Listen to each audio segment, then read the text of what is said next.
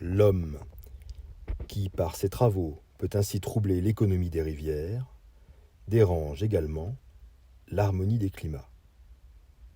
Sans mentionner l'influence toute locale que les villes exercent en élevant la température et malheureusement aussi en viciant l'atmosphère, il est certain que la destruction des forêts et la mise en culture de vastes étendues ont pour conséquence des modifications appréciables dans les diverses saisons. Par ce fait seul que le pionnier défriche un sol vierge, il change le réseau des lignes de température, isotère, isochimène, isotherme, qui passent à travers la contrée.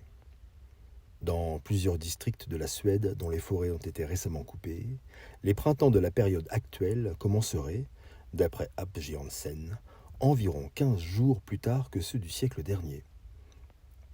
Aux États-Unis, les défrichements considérables des versants alléghaniens semblent avoir eu pour résultat de rendre la température plus inconstante et de faire empiéter l'automne sur l'hiver et cette dernière saison sur le printemps. On peut dire d'une manière générale que les forêts, comparables à la mer sous ce rapport, atténuent les différences naturelles de température entre les diverses saisons, tandis que le déboisement écarte les extrêmes de froidure et de chaleur et donne une plus grande violence aux courants atmosphériques.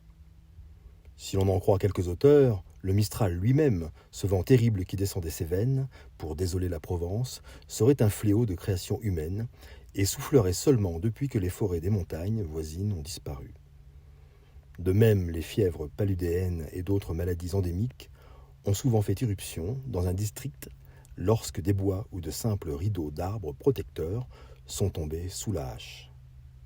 Ce sont là des faits que M. Marsh discute très longuement et avec une grande érudition. C'est encore par une rupture de l'harmonie première que l'action de l'homme s'est fait sentir dans la flore de notre planète. Les colosses de nos forêts deviennent de plus en plus rares, et quand ils tombent, ils ne sont point remplacés.